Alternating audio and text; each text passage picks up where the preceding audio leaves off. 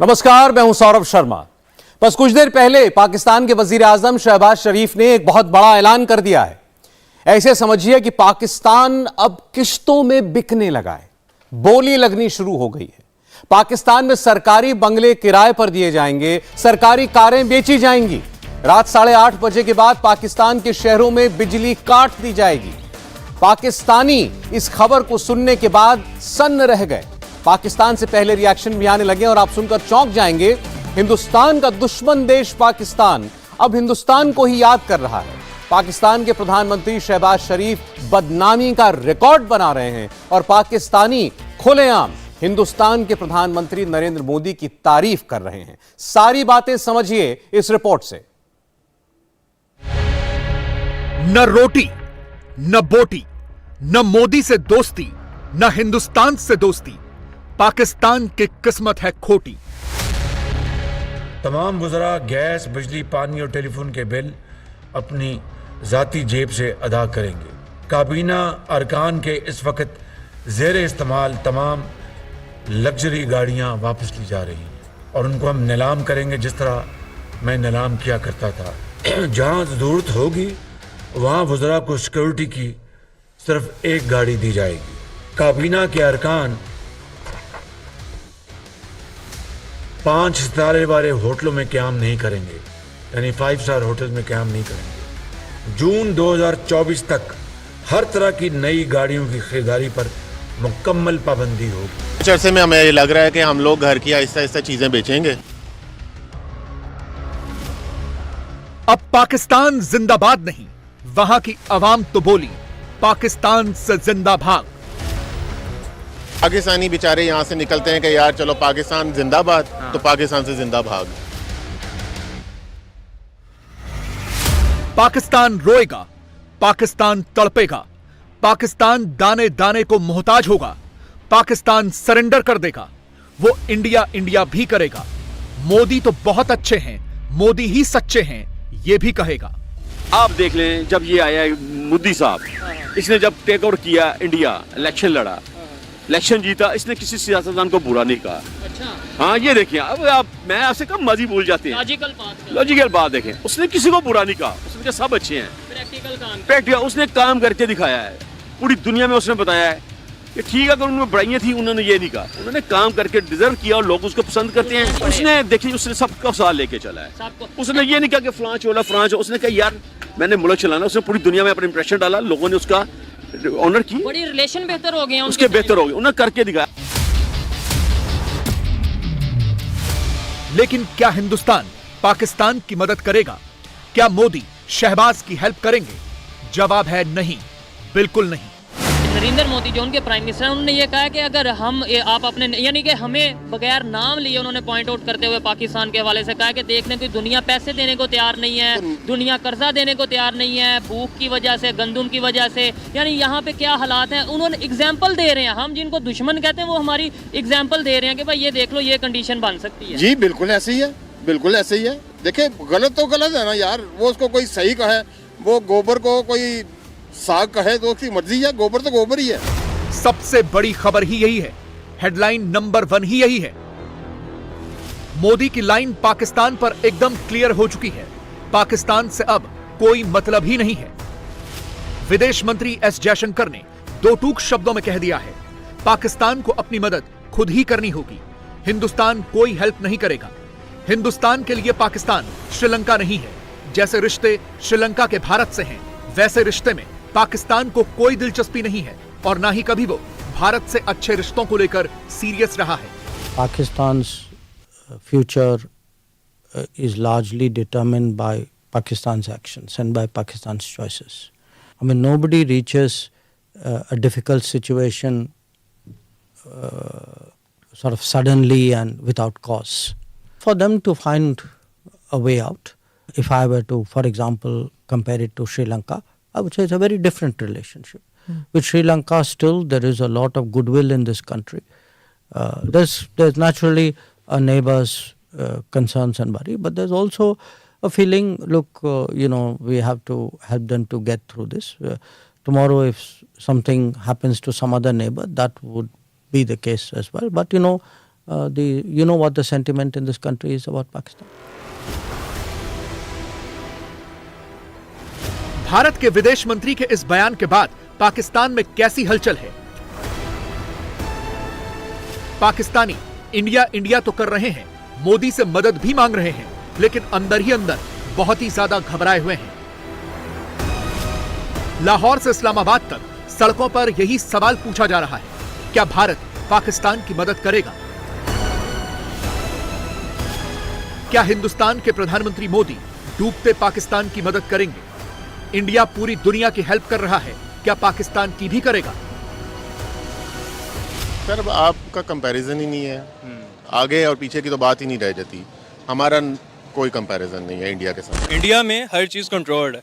आप कभी भी अपने इंडिया के जो पीएम है या इंडिया में जो इस्टेब्लिशमेंट है वो कंट्रोल में रहती है, कभी भी हुकूमत के अगेंस्ट नहीं जाती। लेकिन इंडिया चूंकि फॉलो करता है चाणक्य आचार्य जी को, उनके मंत्रा को फॉलो करता है और वो उस पे डटा हुआ है। हम दूसरे मैदान में कब इंडिया को कम्पीट करेंगे?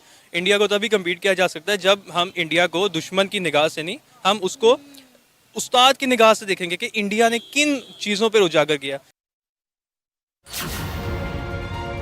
पाकिस्तान के प्रधानमंत्री दुबई में बैठकर इंटरव्यू देते हैं, भारत के साथ सीरियस और सिंसियर बातचीत की दुहाई देते हैं, मगर शरीफ के बयान के अगले ही दिन पाकिस्तान कश्मीर कश्मीर वाला टेप बजाने लगता है और इधर हिंदुस्तान में हेडलाइन बन जाती है, भारत मुश्किल के वक्त में पाकिस्तान की मदद करे। इसकी कोई ठोस वजह भारत के पास है ही नहीं। जबकि दूसरी तरफ सच्चाई यह है कि भारत से बातचीत के लिए पाकिस्तान गिड़गिड़ा रहा है। इस वक्त पाकिस्तान भारत से मदद को लेकर कितना डेस्परेट है, यह आप डॉन न्यूज की हेडलाइन पढ़कर समझ सकते हैं। हेडलाइन के साथ जो इमेज फिट की गई है, उसमें सबसे दाईं तरफ दिख रहा शख्स पाकिस्तानी आईएसपीआर का फॉर्मर डीजी अतहर अब्बास है। कराची लिटरेचर फेस्टिवल में बैठे अतहर अब्बास ने कहा कि भारत के साथ बातचीत करना पाकिस्तान की जरूरत है और बातचीत को आगे बढ़ाना सिर्फ सरकार या पाकिस्तान की सेना का काम नहीं है। मीडिया, बिजनेस और व्यापार के जरिए भी पाकिस्तान भारत से डायलॉग करना चाहता है।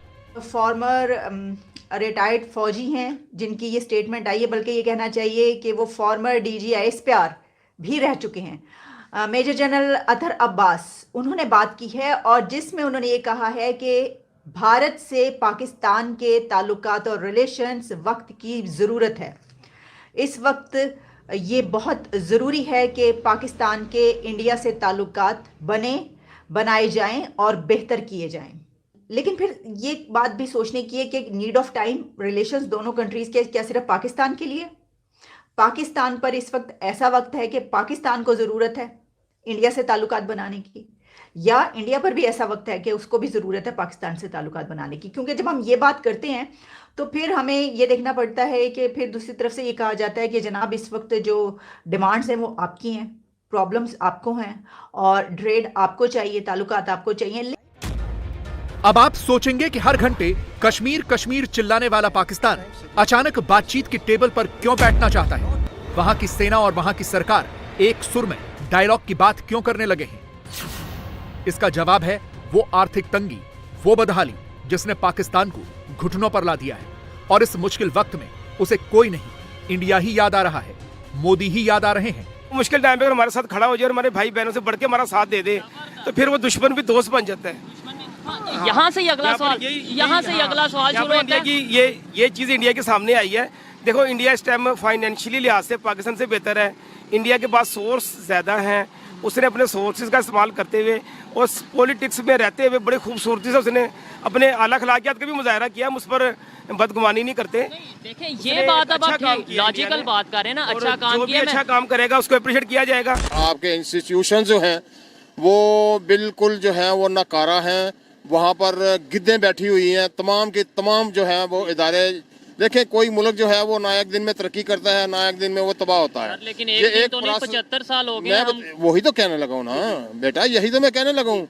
कि ये एक दिन की बात नहीं है, या ना महीने की बात है, ना साल की बात है। ये किसी मुल्क को तबाह होने में, किसी मुल्क की तरक्की करने में ये एक ग्रेजुअल प्रोसेस होता है। ठीक है। और वो प्रोसेस जो है हमारा यहाँ तक पहुँचाने के लिए ये 75 साल लगे हैं और ये एंड पर पहुँचा हुआ है। हम लोग किस तरफ जा रहे हैं? हम लोग किसी तरफ भी नहीं जा रहे। आप ये सवाल कर रहे हैं ना, हमारा तो रास्ता ही कोई नहीं है। हम लोग सिर्फ डाउन जा रहे हैं। क्योंकि मतलब आप इंडिया को देखें तो इंटरनेशनली हर जगह पर उनके लोग बैठे हुए हैं। पाकिस्तानी बेचारे यहाँ से निकलते हैं कि यार चलो पाकिस्तान जिंदाबाद, तो पाकिस्तान से जिंदा भाग। ये वाला बात है कि वहाँ पर जो है आपका जो कोई बॉस भी है तो वो भी इंडियन बैठा हुआ है, क्योंकि वो लोग काम करते हैं। हम यहाँ पर सिर्फ ये भाग के जान बचाते हैं। पाकिस्तानी अवाम ऑन कैमरा अपने ही मुल्क की सरकार को गाली दे रही है, हिंदुस्तान के लिए ताली बजा रही है, हर रोज मोदी की ही वाहवाही कर रही है। ऐसा क्यों हो रहा है, थोड़ी देर में बताएंगे। पहले कुछ और रिएक्शंस देखिए। यही तो सबसे मेन चीज़ है कि वहाँ कोई इंस्टेबिलिटी नहीं है। कोई एक वज़ीर आज़म है, वो बैठा हुआ है, वो जो कर रहा है वो कर रहा है। पाकिस्तान में आपके सामने है कि इंस्टेबिलिटी कोई नहीं है, तो वो डेफिनेटली जहाँ जो लोग इतने बेवकूफ़ नहीं है, मुल्क इतने बेवकूफ़ नहीं है कि वो इन्वेस्टमेंट करेंगे। वो तो वहाँ इन्वेस्टमेंट करेंगे जहाँ स्टेबिलिटी है। इंडिया में स्टेबिलिटी है, वो मोदी बैठा हुआ है, चाहे वो जैसा भी है, लेकिन वो बैठा हुआ है। वो लोग आ रहे हैं, उसको पता है कि यहाँ हम इन्वेस्ट करेंगे। दुनिया के लिए जैसा भी, अपने मुल्क के लिए तो बेहतर है। मुल्क के लिए बेहतर है। लेकिन भारत के विदेश मंत्री के बयान पर इंडिया वाले क्या सोचते हैं, पाकिस्तान की बातचीत वाली गुजारिश पर क्या राय रखते हैं, यह समझने के लिए आपको कुछ दिनों पहले हुए एक सर्वे को देखना होगा, जिसमें पता चला कि भारत के 86% लोग पाकिस्तान की सरकार पर रत्ती भर भरोसा नहीं करते। एक दूसरे सर्वे में पूछा गया कि क्या भारत को पाकिस्तान से बात करनी चाहिए। इसके जवाब में 53% लोग ऐसे रहे जो ये नहीं चाहते कि इस समय भारत को पाकिस्तान से बात करनी चाहिए। यानी भारत के विदेश मंत्री का यह कहना कि भारत पाकिस्तान की कोई मदद नहीं करेगा, इंडिया के सेंटिमेंट के साथ जा रहा है। पाकिस्तानी भी तो यही मान रहे हैं। आज इंडिया की हालत देखें तो बहुत बेहतर है, दुनिया की 5वीं बड़ी जो है मईशत है, और हम आज भी लोन पे चल रहे हैं। हम भी बोलना क्या, ये हमारा पाकिस्तान बहुत आगे पीछे रह गया है। इंडिया तरक्की कर गया है। हाँ। बहुत तरक्की कर गया है, हर चीज़ में कर गया, हर चीज़ में तरक्की कर गया है। चाइना भी कर गया है, पाकिस्तान उधर का उधर ही रह गया है। एक वक्त था जब पाकिस्तान जो है वो तरक्की कर रहा था, बेहतर था, लेकिन आज अगर देखा जाए 2023 में तो इंडिया बहुत आगे निकल गया और हम बहुत निकल गया, वो बहुत निकल गया, वध निकल गया।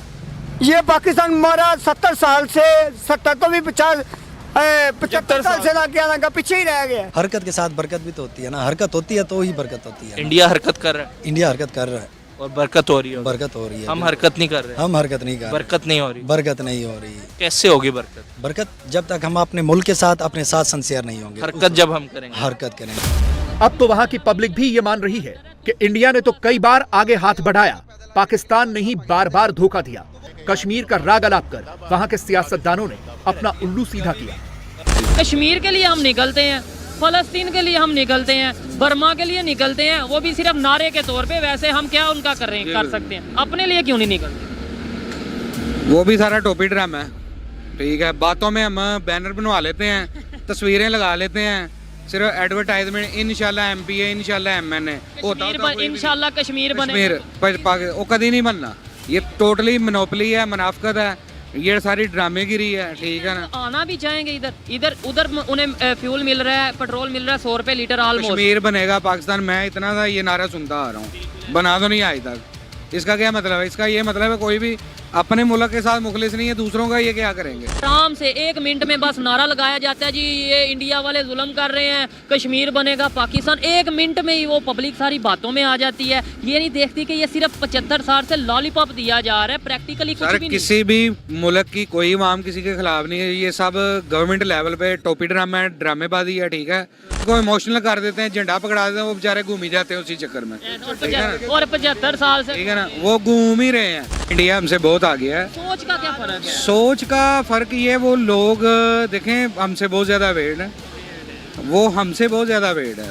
वो हमारे जैसे नहीं है कि उल्लू की पत्ती के पीछे लगे हुए हैं, नहीं, वो पढ़े लिखे लोग हैं। मैं कहता हूँ जी, सांस लेने को हवा नहीं है यार। जूतों शूतों की तो बात करें, अभी तक उनकी सोच कश्मीर को तो मैं नहीं अब कहता, ये आगे दूर बात चली जाएगी। ये अपना आप ही ले लें तो बड़ी बात है। कश्मीर में देखें ना, कश्मीर में प्याज क्या भाव है, ये खरबूजे क्या भाव हैं, ये किन्नों क्या भाव हैं, घी क्या भाव है, आटे का मैं बताता हूँ, आटा क्या भाव है, 25 से 35 रुपए के बीच तो उनको मार रहे हैं लाकर भूखे। पाकिस्तान की शुरू से ही इंडिया के साथ आपको पता लगती है, मैं मेरी नज़र में बेवकूफ़ी है पाकिस्तान के हुक्मरानों की कि इंडिया के साथ उन्होंने लगाई ही है। इंट को देखा बैठ किया हुआ है एक कश्मीर के इशू के पीछे। यार देखो, मैं कश्मीर का इशू मेन इशू है ना, अभी तक आपके पास जम्मू कश्मीर आज़ाद कश्मीर है, उनके पास जम्मू कश्मीर है। आप मुझे बता दें कि आपने आज़ाद कश्मीर में अभी तक क्या ऐसा काम किया जो आपके अंडर कश्मीर आ जाए, ठीक है। उनकी तरफ आ गई, पाकिस्तान का टोटल जो बजट है ना, टोटल बजट वो सिर्फ जम्मू कश्मीर के बजट के बराबर है, ठीक है। हालांकि जम्मू कश्मीर क्या इतना सा है, इंडिया के अंडर है ना, उन्होंने उसके ऊपर डेवलपमेंट किया और वहाँ पे उन्होंने इंस्टीट्यूट बनाया, यूनिवर्सिटी बनाई है, उसके बाद वहाँ पे उन्होंने वुमेन्स के राइट्स दिए हैं, उसके बाद माइनॉरिटीज़ को राइट्स दिए हैं। हमसे इंडिया की तरक्की देखी नहीं जाती और रह सहकर हम जो है मोदी सरकार को बुरा भला कहने लग जाते हैं। देखिए, मैं आपकी बस बात पे हूँ ना अभी, तो आप मुझे एक चीज़ का आंसर करना पसंद अगर करें तो पाकिस्तान में माइनॉरिटीज़ हैं, इंडिया में ही माइनॉरिटीज़ हैं। बिल्कुल है।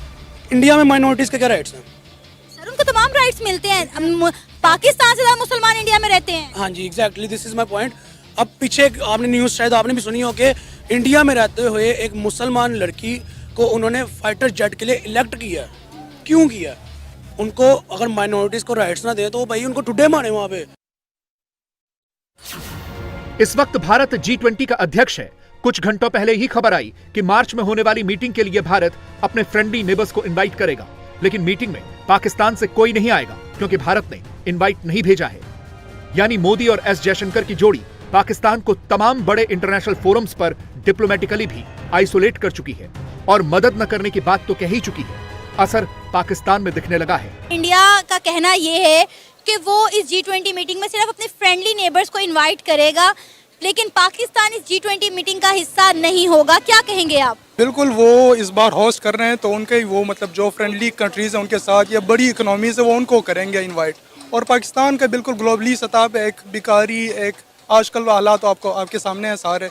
हम IMF के सामने, वर्ल्ड बैंक के सामने कर्जे ही ले रहे हैं और हमारी कोई वो वैल्यू नहीं है इस तरह इंटरनेशनल कॉन्फ्रेंस में जाने की और बात करने की। हमें रिजेक्ट नहीं किया जा रहा, हम इग्नोर हो रहे हैं और इग्नोर भी हम अपनी हरकतों की वजह से हो रहे हैं। हम ग्रो नहीं कर रहे हैं, हम पीछे जा रहे हैं। जहाँ तक रही बात पाकिस्तान को ना इन्वाइट करने की, तो पाकिस्तान के पास है क्या जो उसको इन्वाइट करे? मुझे आप ये बता दें पहले। मेरा आपसे क्वेश्चन है, पाकिस्तान में आपको नजर क्या आ रहा है जो पाकिस्तान को इन्वाइट करे? यहाँ पे जो था वो भी चला गया, ठीक है। जो पहली बात है, ये जो समझ के आटे में नमक बराबर था वो भी हुक्मरान मारे ले गए। बात क्लियर है, भारत की चतुर डिप्लोमेसी ने पाकिस्तान की सारी हेकड़ी निकाल दी। पाकिस्तान वैसे भी कंगाल होने की कगार पर है, घर के भीतर ही बवाल मचा है। सिंध 24 के रुझान आने लगे हैं। आज 3 PM कैंडिडेट तय हो गए। नरेंद्र मोदी तीसरी बार प्रधानमंत्री बनने के लिए चुनाव लड़ेंगे ही।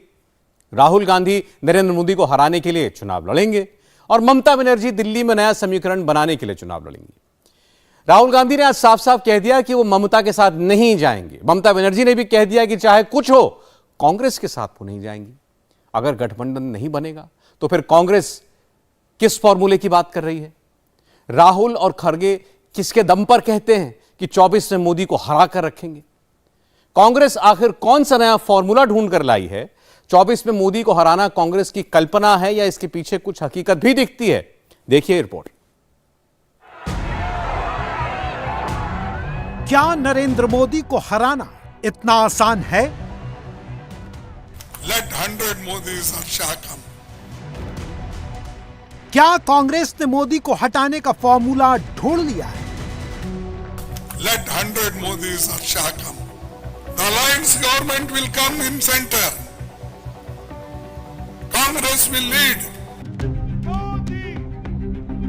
100 मोदी आ जाएं, 100 अमित शाह आ जाएं, तो भी 2024 में गठबंधन की सरकार बनेगी जिसे कांग्रेस लीड करेगी। मल्लिकार्जुन खड़गे ने यह कह तो दिया, मगर कहने से पहले कितना होमवर्क किया। नागालैंड के दीमापुर में जहां खड़गे ने नरेंद्र मोदी को हराने की बात की, वहां कांग्रेस का कोई अलायंस पार्टनर तक नहीं मिल रहा है।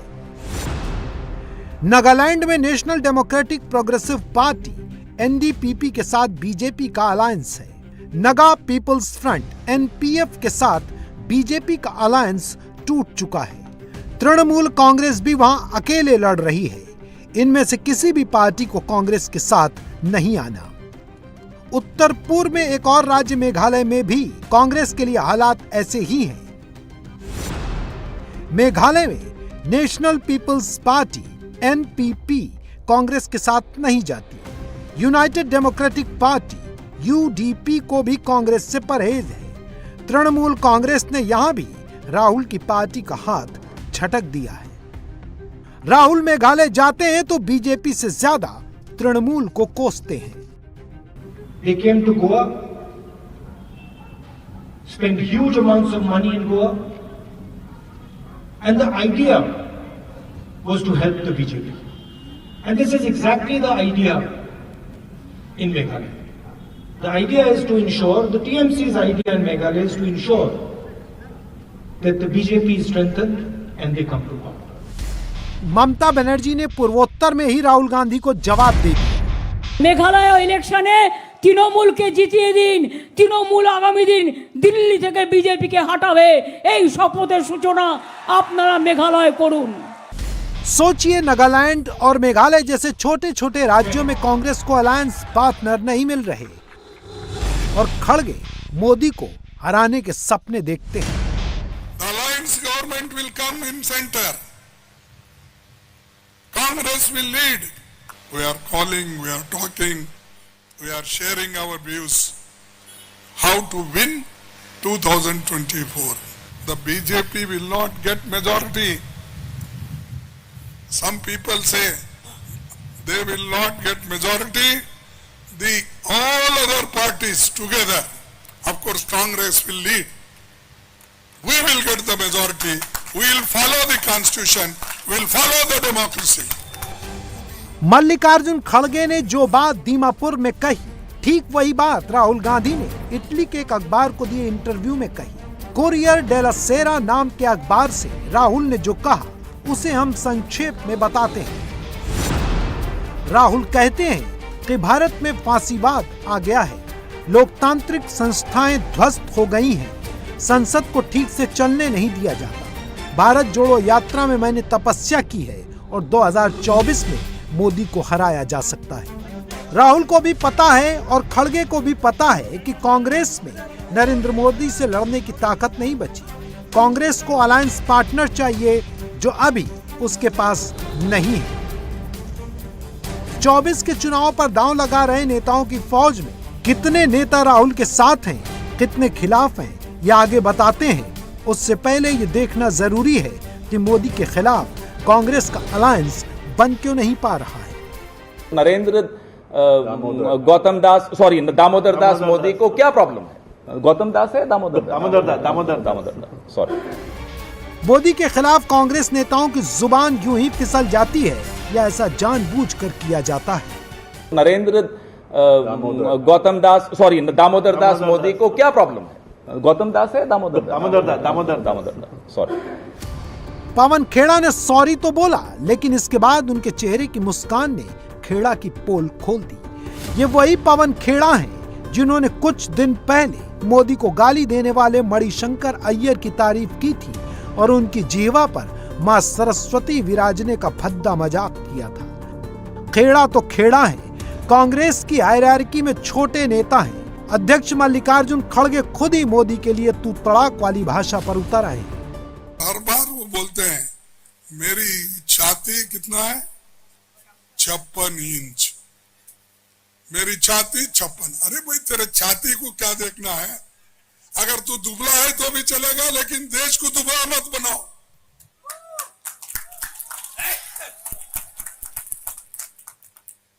देश को मजबूत बनाना है। हम जो मजबूत बनाए हैं तुम उसको वीक बना रहे हो। मोदी के लिए खड़गे की डिक्शनरी पर गौर कीजिए।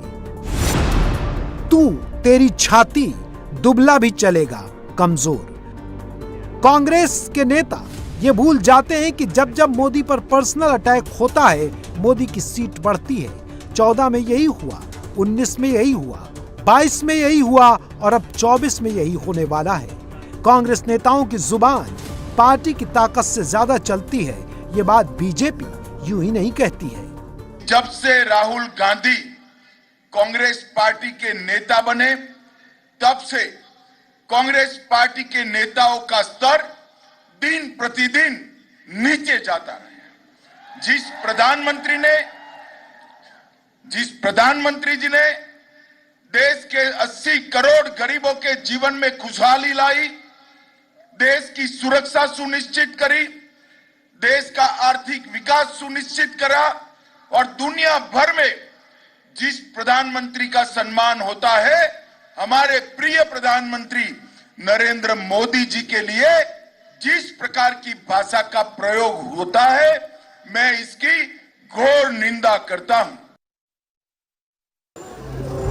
राहुल गांधी 2004 से एक्टिव पॉलिटिक्स में हैं और 2007 में उनकी मां सोनिया गांधी ने नरेंद्र मोदी को पहली गाली दी थी। सरकार चाहने वाले झूठे बेईमानी दर्द और मौत के सौदागर, मौत के सौदागर। 2007 के बाद से ही मोदी को गाली देने वाला कांग्रेस का डिपार्टमेंट डायरेक्ट राहुल गांधी के कंट्रोल में चलता है। मुझको लगता है कि ये आदमी बहुत नीच किस्म का आदमी है, इसमें कोई सभ्यता नहीं है। जब से राहुल सीन में आए, कांग्रेस नेताओं की जुबान को ज्यादा ही लड़खड़ाने लगी है। कांग्रेस के जो नेता मोदी को जितनी ज्यादा गाली देता है, वो राहुल का उतना ही करीबी होता है। 2014 में राहुल ने चाय वाला कहकर मोदी का माखौल उड़ाया। 2019 में राहुल ने मोदी के लिए चौकीदार चोर है का नारा दिया। 19 में मोदी के हाथों दूसरी बार हारने के बाद राहुल गांधी हर हफ्ते मोदी के लिए कोई न कोई गाली ढूंढ लाते हैं। कायर, तानाशाह, कमजोर, डरपोक, अडानी के भोंपू, हिटलर, फांसीवादी, चिपकतरा, नरेंद्र मोदी के लिए सारी गालियां खुद राहुल गांधी ने दी। राहुल ने अपने लिए तपस्वी वाला जुमला तैयार कराया है और राहुल के इशारे पर, राहुल के डायरेक्शन में, राहुल के स्क्रिप्ट पर नरेंद्र मोदी को ऐसी ऐसी गालियां दी गई जिनको सुनकर किसी का भी खून खौल जाए। प्रियंका गांधी वड्रा ने मोदी को दुर्योधन कहा, खड़गे ने मोदी को रावण कहा, मोदी को गद्दाफी और मुसोलिनी कहा गया। जनरल डायर हिंदू जिन्ना, कातिल, रंगा बिल्ला, अनपढ़ गंवार निकम्मा और औरंगजेब का आधुनिक अवतार, स्टूपिड पीएम, नालायक बेटा, लोकतंत्र विनाशक, नीच आदमी, मोहम्मद बिन तुगलक, अजहर मसूद, ओसामा, दाऊद इब्राहिम, मानसिक बीमार, बंदर, पिच्छू, मोदी की बोटी बोटी काट देंगे, कायर, मनोरोगी, खिसियानी बिल्ली, जालिम, हत्यारा, मूर्ख, गंदी नाली, जल्लाद, काला अंग्रेज, खाल उधड़वा देंगे, नमक हराम, एनाकोंडा। नरेंद्र मोदी को यह सब सुनना पड़ा। तृणमूल के राज्यसभा एमपी जवाहर सिरकर ने मोदी को असुर कह दिया। कांग्रेस ने इसे भी दोनों हाथों से लपक लिया। बुजुर्गों के पास विजडम होती है, उनके पास एक्सपीरियंस होता है, बहुत दूर जाने की जरूरत नहीं है। अपने ही पिता की बात सुन लीजिए, जिन्होंने 2002 में लिखा था गुजरात के दंगों के बाद कि धर्म का हनन हुआ है गुजरात में, और जिन्होंने मासूम नागरिकों को नहीं बचाया वो असुर हैं। अपने ही पिता की बात सुनिए, जिन लोगों का डंका आज आप बजा रहे हैं, जिन लोगों का गुणगान आज आप कर रहे हैं, उन्होंने असुरों का काम किया है। ये मेरे शब्द नहीं है, ये आप ही के पिता के शब्द हैं। वो भले बुजुर्ग होंगे, लेकिन विजडम और एक्सपीरियंस ये कहता है कि आप उनकी बात सुनिए। मोदी को इतनी गालियां देने वाली पार्टी के अध्यक्ष कहते हैं कि 24 में वो मोदी को गद्दी से हटा देंगे। कांग्रेस के राष्ट्रीय अध्यक्ष मल्लिकार्जुन खड़गे प्रधानमंत्री नरेंद्र मोदी का जो बयान 56 इंच के सीने वाली थे उस पे अटैक करते हुए कि देश को कमजोर कर रहे हैं, और जो उनकी भाषा थी वो तू दुबला हो जाए तो क्या फर्क पड़ता है, तू देश को दुबला मत कर, तू तड़क वाली भाषा का इस्तेमाल किया उन्होंने। कैसे देखते हैं इसे? देखिए, मल्लिकार्जुन जी जिस पद पे हैं, खड़गे जी से ऐसी भाषा की उम्मीद तो देश नहीं कर सकता। लेकिन मुझे लगता है कि वो उन फ्रस्ट्रेशन में कांग्रेस पार्टी है, उनके आका बुआ और फ्रस्ट्रेशन में हैं। और जहाँ तक गाली देने का सवाल है, ये तो कांग्रेस की संस्कृति है। सोनिया जी से लेकर राहुल गांधी तक सबने मोदी जी को गालियाँ ही दी है। इसलिए मैं खड़गे जी के ऊपर कुछ कहना नहीं चाहूँगा, लेकिन एक चीज़ कहूँगा, खड़गे जी गाली दे करके आप अपनी सरकार, अपनी पार्टी को बड़ा नहीं कर सकते। आज देखें, मोदी ने पूरे दुनिया में भारत का डंका बजाया है। केवल आपकी 10वें नंबर पर आपकी आर्थिक स्थिति थी, उसे 5वें नंबर पर केवल नहीं ले गया है, बल्कि आज हर सेक्टर में, चाहे भारत के करेंसी को यूपीआई के माध्यम से 20 देशों में किया हो, चाहे अमेरिका, फ्रांस, रूस, जितने देश हैं वह सब के सब मोदी से गले लगना चाहते हैं। आपके राज्य में तो कभी आवाज तक नहीं निकला कि कोई रेड कारपेट बिछा करके आपको सम्मान करे। खड़गे ने प्री पोल अलायंस के लिए एक लाइन खींच दी है, राहुल को पीएम कैंडिडेट मानोगे तभी अलायंस होगा। कांग्रेस की यही जिद गठबंधन की राह में रोड़ा बन गई है। कोई दिक्कत नहीं है, हमारा मेन मकसद है 2024 में भाजपा को भगाना, और उस मकसद के साथ हम काम कर रहे हैं। आप ही के विधायक का है, गठबंधन की सरकार है और नीतीश कुमार जी के नेतृत्व में चल रही है। कहीं किसी को जो है कंफ्यूज होने की जरूरत नहीं है। हम लोग विचारधारा जो हमारी है, हम लोग अपने स्वार्थ के चक्कर में सांप्रदायिक शक्तियों को आने नहीं दे सकते। मोदी के सारे विरोधी मोदी को हराना चाहते हैं, लेकिन लीडर कौन होगा इस पर लड़ते हैं। राहुल की लीडरशिप किसी पार्टी को मंजूर ही नहीं हो रही, क्योंकि सब उन्हीं को मोदी के खिलाफ सबसे कमजोर कड़ी मानते हैं। नीतीश कुमार अपनी शर्तों पर दोस्ती चाहते हैं, तेजस्वी यादव बिहार में ड्राइविंग सीट चाहते हैं, अखिलेश यादव कांग्रेस के साथ जाने से मना कर चुके हैं। मायावती को भी कांग्रेस के साथ अलायंस नहीं करना। तेलंगाना में केसीआर कांग्रेस के साथ नहीं है, ओडिशा में नवीन पटनायक कांग्रेस के साथ नहीं है, आंध्र प्रदेश में जगन मोहन कांग्रेस के साथ नहीं है, बंगाल में ममता बनर्जी कांग्रेस के साथ नहीं है, लेफ्ट बंगाल में कांग्रेस के साथ है, केरल में उसके खिलाफ है। दिल्ली में मेयर का चुनाव हुआ तो आम आदमी पार्टी की कैंडिडेट ने बीजेपी की कैंडिडेट को हरा दिया, मगर रिजल्ट के बाद आपकी ओर से जो कहा गया उसने कांग्रेस के मंसूबों पर पानी फेर दिया। ये आम आदमी पार्टी के सिपाही हैं, ये अन्ना हजारे के आंदोलन से निकलने वाले लोग हैं, ये अरविंद केजरीवाल की एक एक बात पे जान देने वाले लोग हैं। ये लोग बिकने वाले लोग नहीं है। ये कांग्रेस पार्टी नहीं है जो बिक के आज बीजेपी में चली जाए। आज भी कांग्रेस पार्टी ने भारतीय जनता पार्टी की मदद के लिए वॉकआउट किया, ताकि भारतीय जनता पार्टी को किसी भी तरीके से मदद मिल जाए। और हमें गर्व है, हमारा एक एक पार्षद, हमारी एक एक पार्षद हमारे साथ खड़ी है। कांग्रेस 2024 में आम आदमी पार्टी को भी अपने पीछे खड़ा करना चाहती है, लेकिन 23 में कांग्रेस आपके लिए खड़ी होने को तैयार नहीं। इंडिया टीवी हर वक्त हर जगह डाउनलोड करने के लिए सर्च करें India TV news Google play store या ऐप स्टोर पर।